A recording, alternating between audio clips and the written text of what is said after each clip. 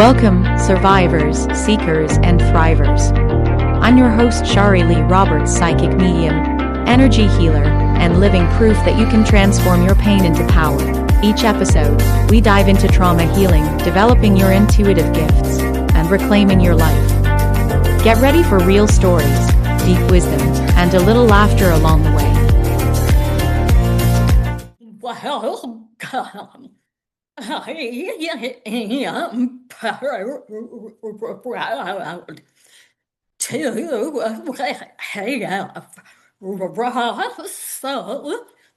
Van Brocklen here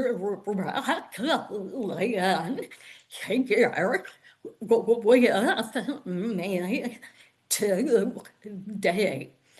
Russell, welcome. Your story of being dyslexic really touches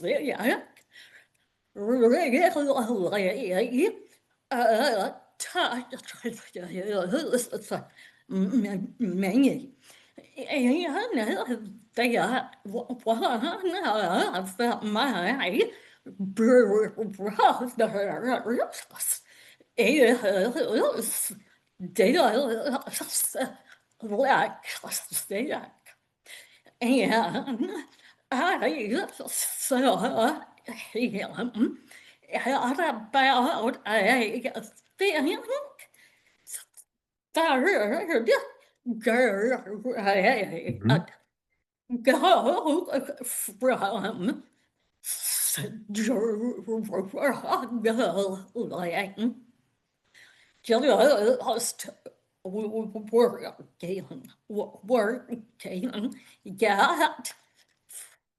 failing, everything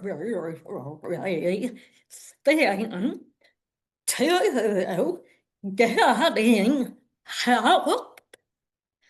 And now today, and Ben again, and has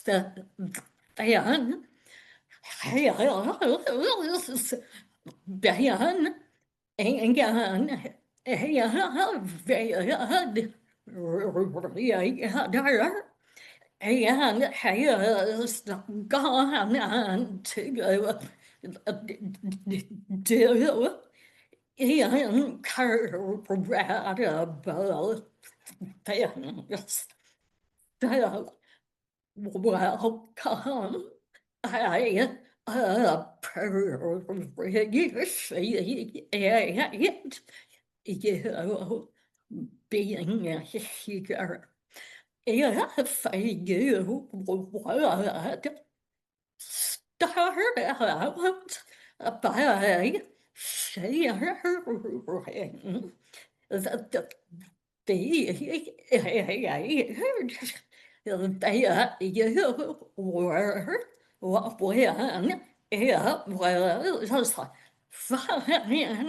the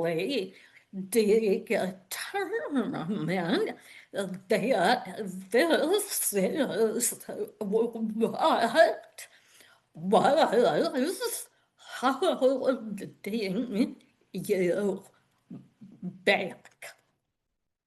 Thanks for having me. And I'm glad your brother you said he was diagnosed when he was in third grade? Yeah, Okay. yeah. Here's what's really important. I'm just going to use American data because I'm most familiar with that. But generally in the States, from kindergarten through third grade, you learn to read. From fourth grade on, you read to learn. So, what everybody clearly needs to understand is that you really want to try to diagnose dyslexia for when you're 5, okay? And then use really well designed intervention programs so that the dyslexic student is at or at least close to grade level by the end of third grade. If you pass your reading and writing exam at the end of third grade, you're generally going to be okay. If you wait to fourth and later, it gets horrible. So what typically happens if you want to know where to go, or learn more about the general process of dyslexia, this is the top book in the field. It's called Overcoming Dyslexia by Sally Shaywitz from Yale. And just so you know, this is dyslexia. Do you see how the back part of my brain has next to no neuroactivity, but the back part of a general brain has just a tremendous amount of neuroactivity? Yeah. Yeah. Okay. Now look at the front part of the brain. Do you see how my brain has 2.5 times the neuroactivity? Yes. Okay. That's the Yeah. secret. So for what this is telling us, and this is what everybody in my field missed. It's right there. This came out 22 years ago for the first edition. Mm-hmm. Why focus on the back part of the brain when we got next to nothing going on, where our classmates are going just massive neuroactivity? But the front part of our brain is 2.5 times overactive. I decided to break with my field and to focus on that. All right. And that, according to Yale, does two things. It's word analysis followed by articulation. Now, people ask me generally how I got started in this. I'm going to show you how I use that overactive part to literally change the field of dyslexia for highly motivated, intelligent 16 to 18-year-old high school students. I went to college with a first grade reading and writing level. I went through college with a first grade reading and writing level. And then I finally, in the late 90s, wanted to figure out how government worked. I didn't want to take a class. I wanted to know firsthand. So I signed up for the New York State Assembly Internship Committee. I went in and they looked at my neuropsych evaluation, or I said, I have a first grade reading and writing level. And they said, this is not going to work. So they pulled me out of the legislative office building, put me in the Capitol, the Majority Leaders Program and Counsel's office, because they had 3 administrative assistants who could help turn my horrendous writing into something presentable for memos and interagency things that I had to write occasionally. Yeah. So then for the academic portion, I gave a very long presentation instead of a report, because we had to do a big report for the academic portion. Very standard accommodation. Went on for hours. At the end, they recommended 15 credits of A- to the political science department of the State University of New York Center at Buffalo. They don't have to take it. They just normally do, or they might make a small adjustment. They didn't like my accommodations that were made by our legislature. They didn't like them. So they said, well, because we don't like your accommodations, instead of 15 credits of A-, here's your 15 credits of F. Do you have any idea what that does to a transcript? Yeah. Yeah, it wiped me out. So I got sick of this. I'm like, this is the straw that broke the proverbial camel's back. I'm Yeah. done with the discrimination. So I wanted to solve reading and writing for everybody who's dyslexic. But I didn't know how to read and write. So I asked my professors, where do I go in grad school to force me to learn to read and write? And they kind of joked, law school. So I went and I audited 2 law school classes. I went to see Professor Warner, who was a dyslexic law professor for decades. And people kind of didn't expect a dyslexic who can't read and write to show up to law school where you have to read and write more than anybody. Yeah. So I walk in. This is what I learned later. Dyslexics, those with ADD and ADHD, which is essentially for treatment purposes like a mild form of dyslexia, we don't do well in undergrad, in kindergarten through college. But once we walk into grad school, we own the place day one or soon thereafter. Why? Because there's this thing called a speciality that we're really good at. And then grad school is all about that speciality. So we just excel. That's hitting our 2.5 times overactive. So Professor Warner calls on me. They use the Socratic method. If you want to know more about it, there's a famous movie called The Paper Chase. in the 70s. Yep. Mm-hmm. So he calls on me. He crushes people. You don't know the answer. He keeps asking you questions until he embarrasses you enough, then he moves on to the next victim. The idea is to compel you to learn how to argue back as quickly as possible. That didn't Yeah. happen to me. He called on me. I answer back. Then he starts trying to pounce on me from different angles. Everything organized itself for the first time, and I can see going forward. And I answer back instantaneously. So he gets a little snarky. I get a little snarky back. Within a minute or so, I'm leaning forward and I'm starting to yell at him. He's leaning forward, yelling at me. He's trying to put me down. 1 minute goes by, 3 minutes, 5 minutes. We're just going back and forth. I can't beat him. He can't beat me. 10 minutes, 15 minutes. Finally, he said, Russell, you couldn't be any more correct. In the interest of time, I have to move on. My classmates who graduated that I kept in contact with, they still, even after decades of practicing, they still can't do that. Not with a professor. Okay. This is the Yeah. advantage of dyslexia. I learned to read within a month. I learned to write within a couple of years. All right. Then I wanted to show what I did to everybody. So Yeah. I wanted the New York State government to pay for my research, and people said impossible. My professor said they can't do that. Well, finally, after a number of years and going through a lot of pre-work with everybody in New York State that mattered, I was funded for a multi-year study. I wanted to see what I could do with the best, the most motivated, the most intelligent, just to see what I could do with the super kids. I went back to my old high school, Averill Park Central School District. They picked their best teacher, Susan Ford. These were 16 to 18-year-olds reading and writing as if they were 12. One class period a day for about 180 sessions. At the end, they scored in the average range of entering graduate school students. They all went on to college, all graduated, GPA, grade point averages of 2.5 to 3.6, no accommodations, cost the state less than $900 a kid. That's how I got started. Okay. Tell us more detail how you did that. I mean, I want to know details. Okay. Well, it all came down to, again, this is the book Overcoming Dyslexia by Sally Shaywood, second edition. This is just the current one that I have. The original one came out in 2003. As you can see, again, that massive overactivity in the front part of the brain, Yeah.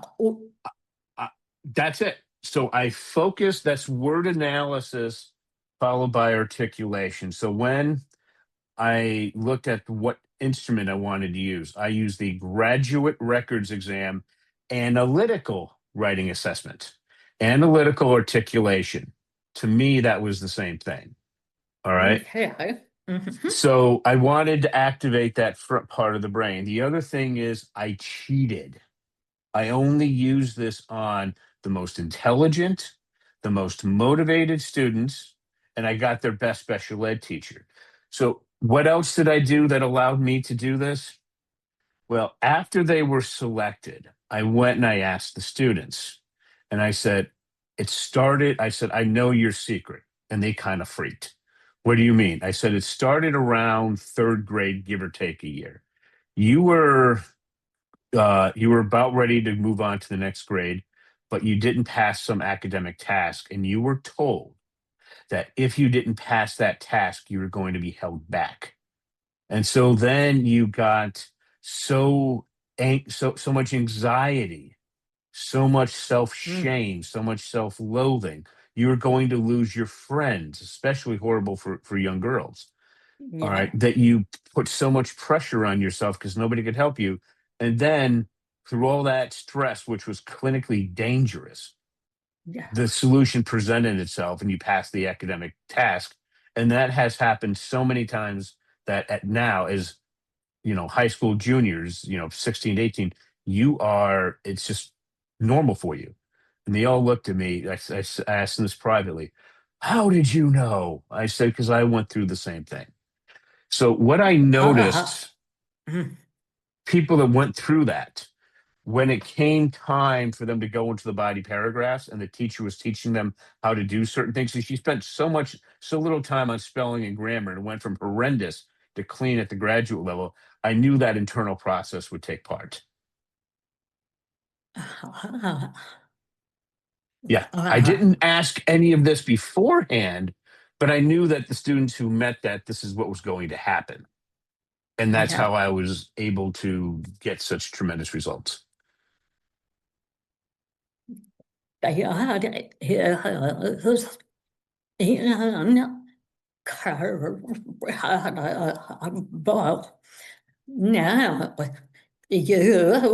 took the group Mhm. proof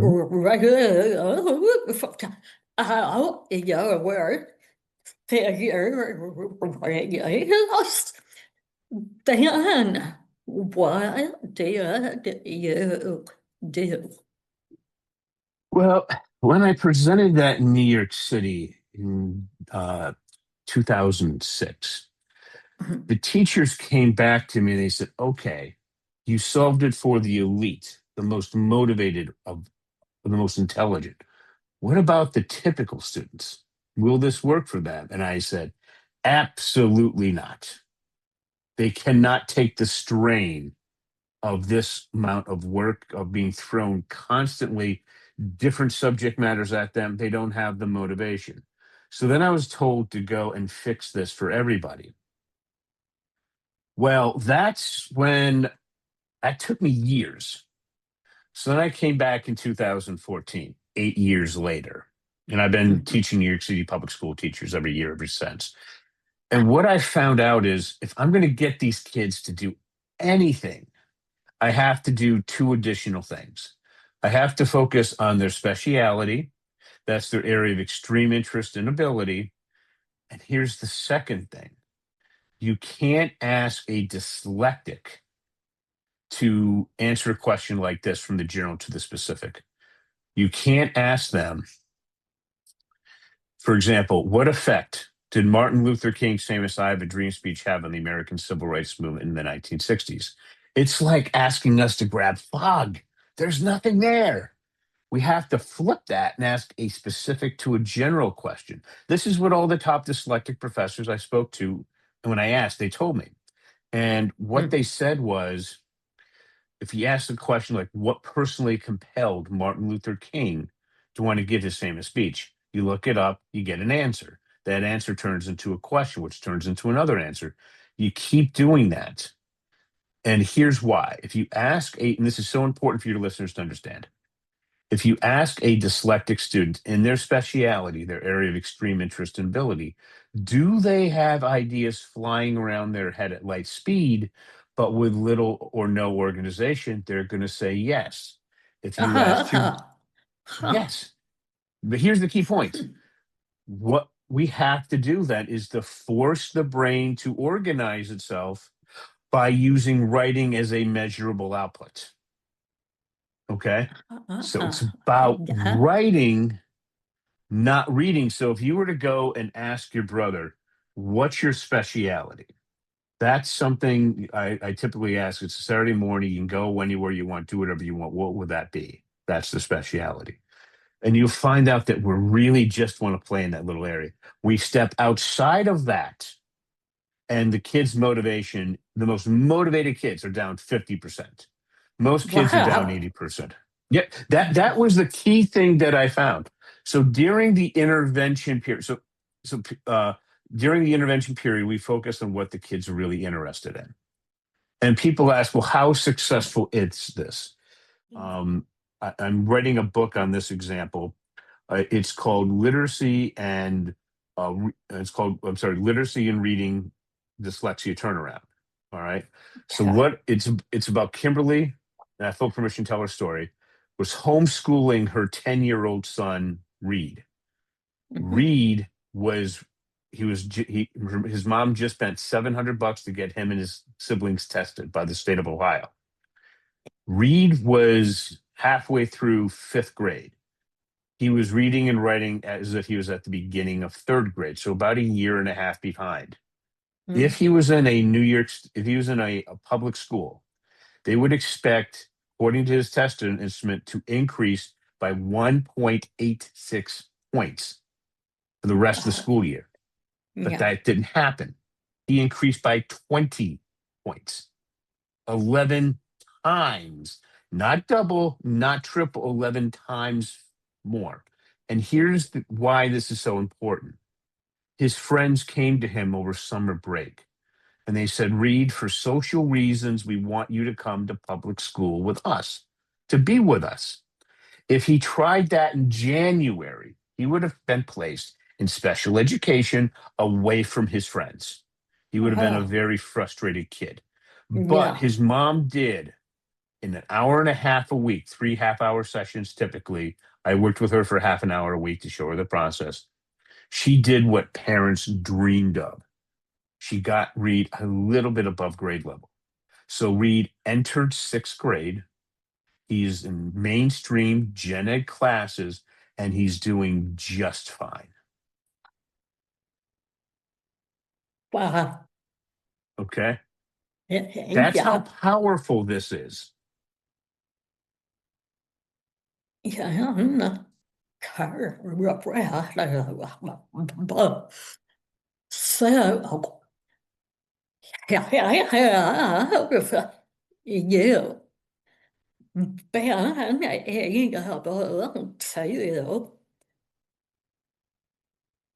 Like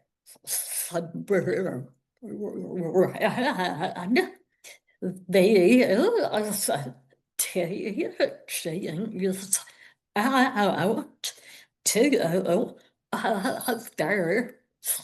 their day or countries over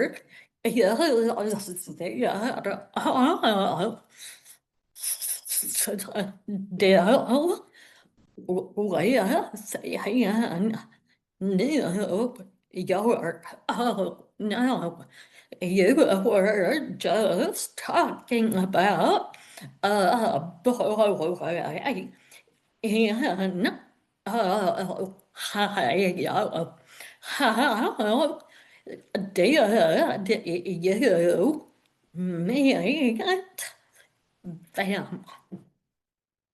Well, I was doing ads on Facebook for a while, and that's how I met Kimberly. And I found that it wasn't the best way of getting to know people. Facebook's expensive, so now what I've done is I'm going on a lot of podcasts. Like today, I'm doing 3 podcasts. Last month we met on Podmatch, which is the largest connector of podcast hosts and podcasters in the world. There's about 4,800 guests on Podmatch. Last month, I was ranked number 1. Yeah. All right. So I'm doing that where New York State just tried to reform its entire system.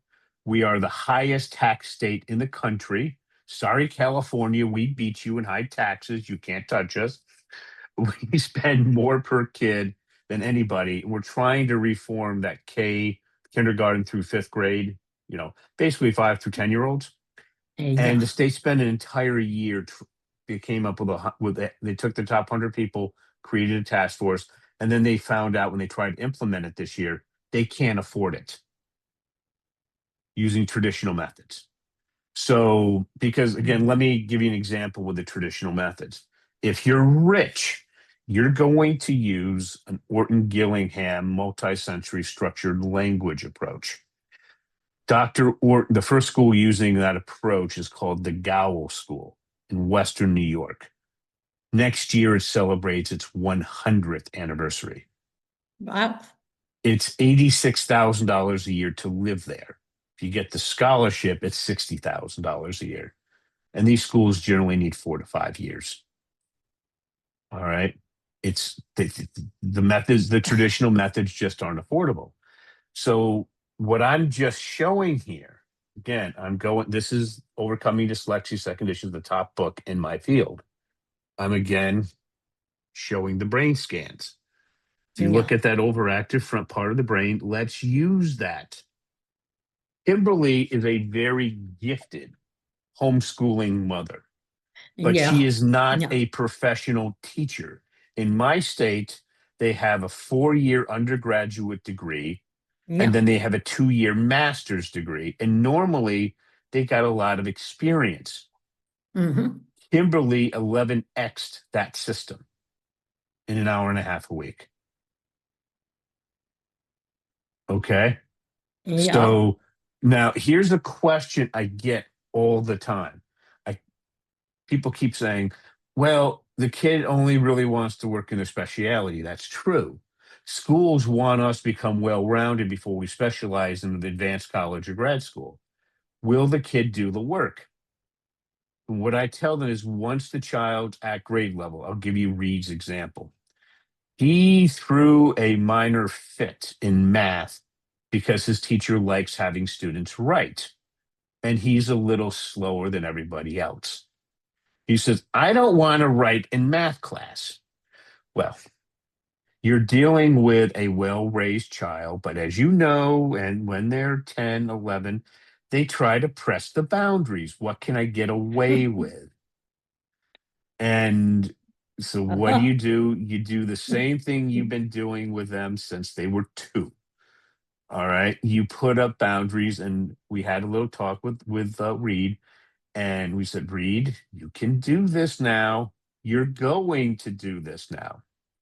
And he bucked a little bit, but once he knew that his mom was ironclad that he was going to do it, he's doing it. Also, came up with an ingenious way to get kids to do their work.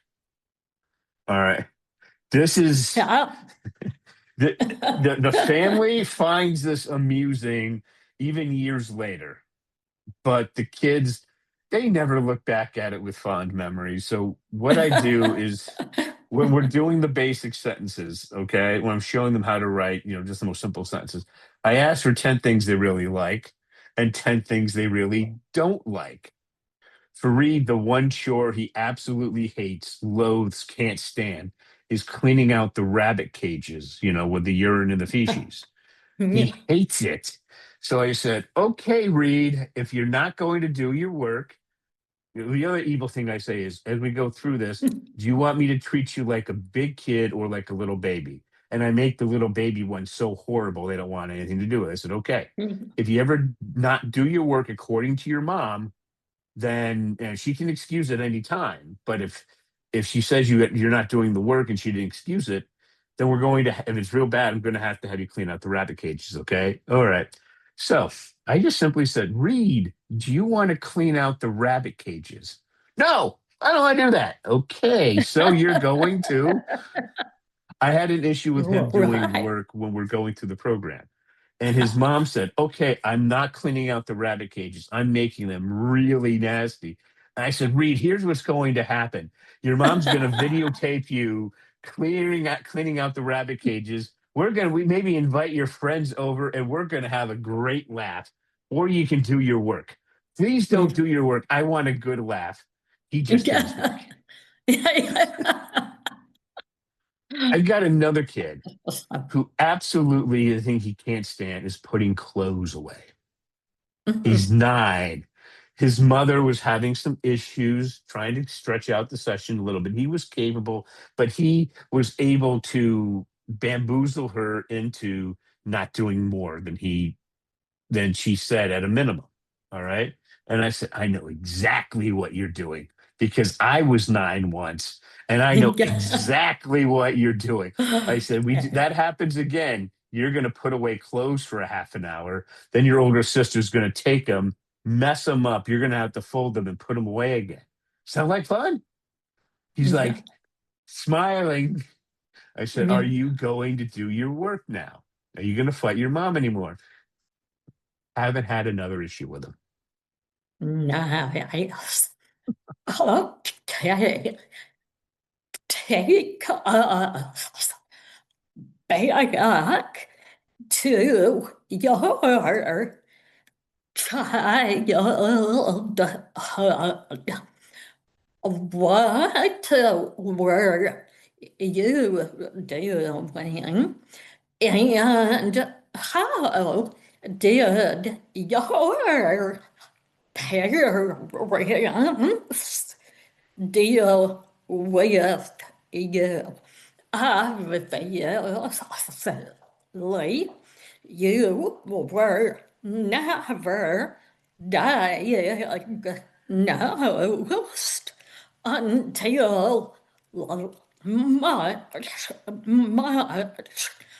much later. So take us back to your childhood. Well, I was held back for a year. And then I was put in special education in third grade. And I really wasn't properly diagnosed until my junior year of high school, when just by happenstance, a New York State distinguished professor in psychology retired and had an office 400 feet from my university. Okay. So, and she just happened to give me a good valuation then. So I was put in there. So I started in third grade. I was pulled out of almost every class and put in with the special kids, which wasn't a fit for me. All right. No. I eventually forced my way out for history by going to the school board member across the street. And I was told I was going to flunk out. I couldn't take notes, obviously.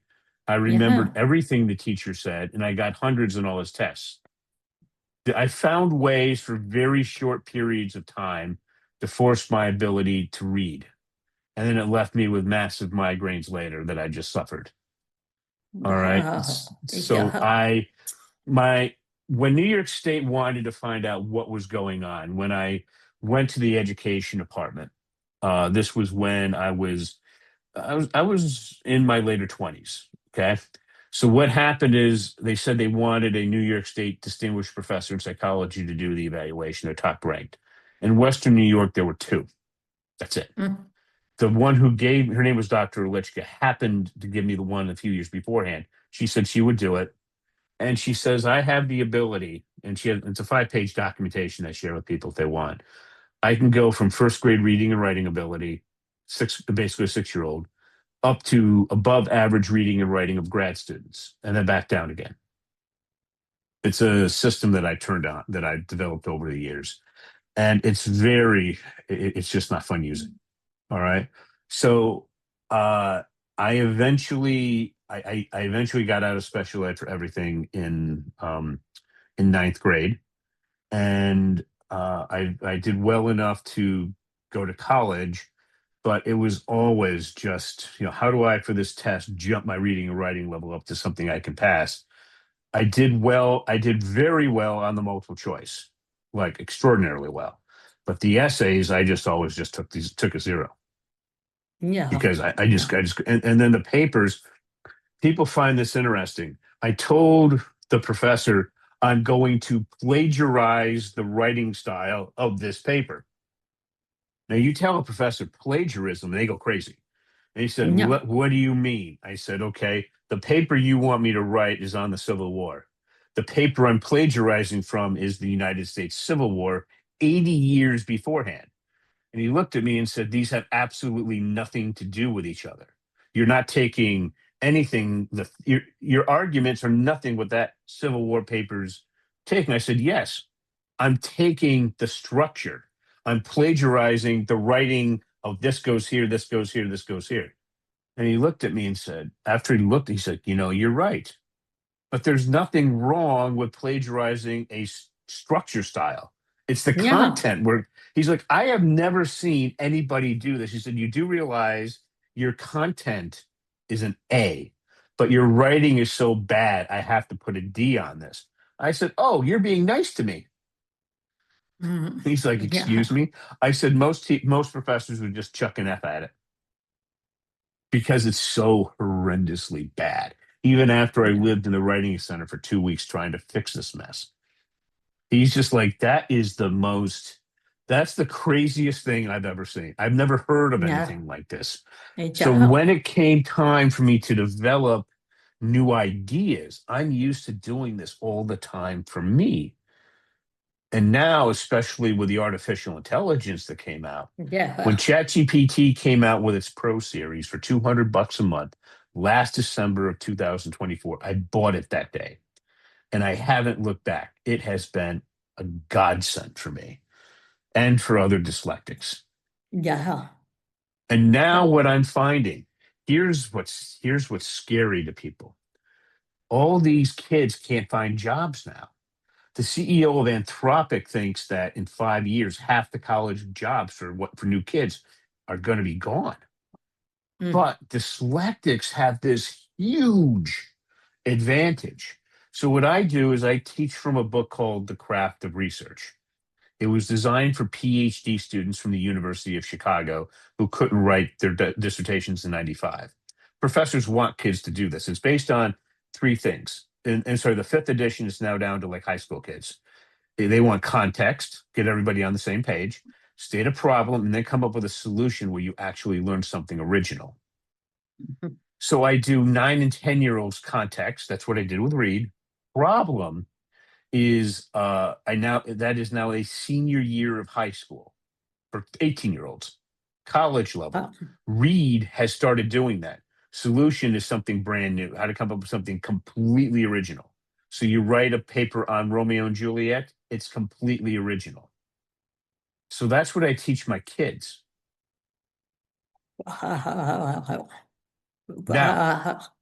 Neat. Well, when they go to college, here's why this is so important. I had a student contact me last year. He hates artificial intelligence. His boss loved it. And he said, I am not going to allow you to spend 2 hours doing a draft the old way when AI can do it in 10 minutes. So he calls me up in a panic. He's like, I don't know how to do this artificial intelligence stuff. I said, you've been trained in the craft of research. Go to the AI, talk to it, type with it. I don't care. Figure out context. You've practiced this for 4 years. So he goes, he comes back a couple of days later. I did that. I said, go do it with problem. He comes back a couple of days later. I hate this. I said, welcome to the adult world. Yeah. All right. And I said, go do solution. So he comes back, he hands in a 5-paragraph essay. Other of his peers are turning in these big papers. The boss does not want to flip through 10, 20 pages of stuff with nothing that can add value. The purpose of the task was to see if any of the new employees can help the company out. Nothing, get to his, he picked something very minor that the boss said, we never took the time to solve this. He solved it. Okay? Within a week, he's training his peers on AI. Okay? Yeah. Now, I guess who's probably keeping his job? Guess who's probably losing it? If you know the craft of research, you can work with AI. Yeah. I've shown you how to prompt engineer your brain. Yeah. Well, they are is amazing. And I love seeing AI used by people who can use the tools and really benefit from it.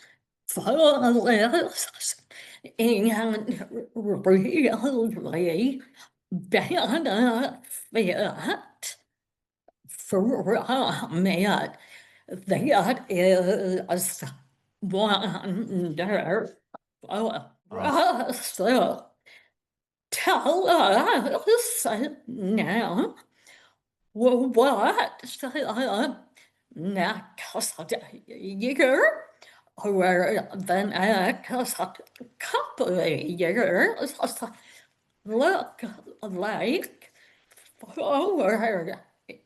look like for you igen över tillsyn and first. What are you hoping to see? Well, what I'm doing is I was trying to figure out how can I help more people, but the economics had to work. So let me give you an example. The vast majority of my best um, clients with the biggest results are lower middle class families. Okay. The kids know that it's going to really stretch their families to send them on to higher education. Yeah, And they know that they don't have a multi-million dollar trust fund to pay them for the rest of their lives. So they have to work. So my most yeah, successful case, I just want people to know I never saw this before. I will never see this again. But this is how successful this could be. This is the book that Casey wanted. It's called The Rise of Theodore Roosevelt, one of our more popular presidents in the United States. yeah. All 900 pages of it. This won the Pulitzer. This Yeah. book, when you ask teachers, they'll say 16 to 18-year-olds, college professors will say 18-year-olds. Casey was 10, reading as if she was 7. And I give her this monster, all 900 pages. She said she wanted to do reading first. I always do writing first because if you can write it, you can read it. I said, okay, Yeah. Casey. I modified my approach a little bit. I said, you're not going to do the work. And I just knew she wasn't. Man, was Yeah. I wrong. She's in her room 2 to 3 hours a night, 6 to 7 nights a week during the school year. And then over the summer, she was doing it like all day in her room, just going through a very simple process I gave her. 6 months later, she's reading that entire book. You could go like this and say any page, that word, and she will tell you the dictionary definition exactly. All right. She jumped 8 grade Wow. levels in 6 months. I worked with her for 15 minutes a week because that's what her family could afford. And that was my Wow. most successful. Yeah. So she goes into 6th grade. Wow. She's 11. For the next couple of years until 8th grade, until she's 13, I then work with her on advanced writing. She was ready for college at 13. My God. Right. But Wow. how do I can't replicate I can't replicate myself. So what we've done is we've decided that number one, what I found out is the only way most families can afford any effective dyslexia remediation is for the parents to teach their kids themselves. Okay. So I was going through a book. This is the popular business book on how to solve things. All right. It's called the $100 million.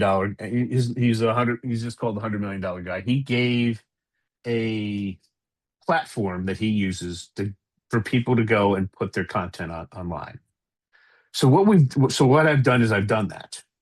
And what that means is, so typically what we do with parents is we have all the content online. I initially meet with you and your child, and I ask them what their speciality is because parents said that's the one thing they really have difficulty with. I find out, I get an audio book, I get a book that they're interested in, usually a couple of grade levels ahead of where they want to be, where they are, so they can grow into it. And then the awesome thing is how to convince the child to do the work. And when I talk to them, I ask them that question I told you about. And they look around, how did you know? And I said, well, you think you're the only one? Some of them think I literally had cameras watching them. Nobody knows that about me. I said, Yeah. well, I've kind of been working on this since 10 years before you were born professionally. Yeah. Okay, Yeah. I went through what you're going through. And by the way, my dyslexia is worse than yours. Can't be. I send them over my Yeah. 5-page neuropsych from Dr. Olichka. They look at it. Wow. Okay. Now they want to do this. And then I just talk to the parents. The parents have a concern. well, we're busy. We have all this stuff. I said, yeah, the sessions run. We put them in for 10, 15-minute sessions. And they say, well, with Reed, you got it done in 6 months. I said, Kimberly did get it done in about 6 months. If the child is older than Reed significantly, they pick it up a lot faster. If they're younger, it takes longer. Because the thing about my approach is the older you are, the quicker you pick it up. Exact opposite of the traditional approach. And I said, Yeah. Reed was an example. You may get done quicker. It may take you more time, but Mm-hmm. it got done. And we can do it at an affordable price because I have everything online. And then we have a weekly webinar to answer your questions. Please submit them by Saturday night. Yeah. Okay. So you have the support you need on a weekly basis. And parents ask, this will surprise them, generally the same questions. All right. And we make sure we stay in the webinar until we answer all your questions. All right. And then it's just a matter of it's a grind. But at 10 Yeah. to 15-minute sessions that most parents do, they can fit it in their schedule. And one told me, you know, this took 2 years, 3 times longer than we thought because we just didn't have the time that we thought. I said, okay, the kid's name I'm going to have to change. I'm changing it to protect his identity. I'm going to call him Steve. How's Steve doing? Well, he's out of special education. He's in gen ed classes with his friends, and his grade point, he's getting B minuses. And I said, okay, how does Wow. that make you feel? They said, well, it's not quite like a private school. I said, yes. To give you an example, the Windward School in uh, Upper East Side of Manhattan, New York City, the wealthiest area of the Eastern Seaboard. They take 4 to 5 years at 75,000 a year, but they're 98% successful. I said, exactly. He's a B minus student for now. He can work on improving that, but you know, this cost you, a fraction of a fraction of a fraction Yeah. of what a year at that Yeah. school cost. Yeah. They're like, yeah, we're happy with the results. Thank you for telling us what we need to keep working on, because they decided to leave me at that point. I said, Mm-hmm. okay, that's fine. Here's what to work on. Other ones stayed with me. Like Reed, I showed him how to do fifth grade, and now he's working on high school senior, 18-year-old writing for body paragraphs. All right. And for those students, what they find is they go way ahead of their classmates. So in those paragraphs, I say, we're going to use two warrants. And even parents with master's degrees say, what's a warrant? Well, it's from the craft of research, and it tells you how to take, instead of just writing facts, and a quote is a fact, okay? Instead of just writing facts, it shows you how to analyze them at an advanced graduate level. And yes, I'm showing that to a 10-year-old, and it's working. And Yeah. Reed's really good at it. Now, how long is it going to take him to start writing those paragraphs proficiently? Two quotes and two warrants and some other discussion elements? Probably a couple of years. But then he'll have the paragraph writing ability of a high school senior slash college student. Mm. His mom said at that point, he's going to be at the top of the mountain, and then he's going to have to walk down to learn everything else he needs. That's a Yeah. lot easier than trying to climb up. Yeah. Yeah. Wow. Your work is truly, really remarkable. Well, unfortunately, time is almost up. So, big forward we go. What do you impart some words of wisdom to parents and also share how people can get in touch with you. Well, for the parents, the first thing I would just recommend is basically three things. for the intervention period, until your child's reading at grade level or above, reading and writing, find out what their specialty is, get their audio book and then their normal book, the same thing, and focus on the specific to the general, and then word analysis followed by articulation. You do that, they'll be fine. If you want to know more about this, you can just go to dyslexiaclasses.com. That's with an S, dyslexiaclasses.com, plural with an S, dyslexiaclasses.com. And there's a button there that says download free guide. Just click on that, answer a few questions, and you'll get our 3 reasons book, the 3 reasons your child's having trouble in school due to dyslexia. And then you can set up an appointment with me for a half an hour. I help you find your child's specialty, and I talk to them and say, is this how you really want to overcome your reading and writing concerns? And we work, and the vast majority of them say yes. And then I talk to the parents how we can show them how we can do this affordably and to make this work. And that's it. That is giving so many cares and parents hope. Thank you not only for your time today, but for helping all the people that you are. You are incredible. Thank you.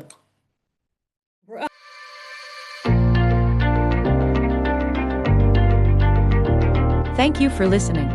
If today's conversation resonated with you and you're ready to explore your own healing journey or intuitive gifts, I'd love to work with you. I offer psychic medium readings, energy healing sessions, and intuitive development guidance at shariroberts.org. And if you're not quite ready for a session, but want to be a part of the conversation in a supportive community, join my private Facebook group. The link is in the show notes. You can also connect with me on LinkedIn, Facebook, and Instagram. This is Shari Leigh Roberts. Until next time, remember, you're never alone.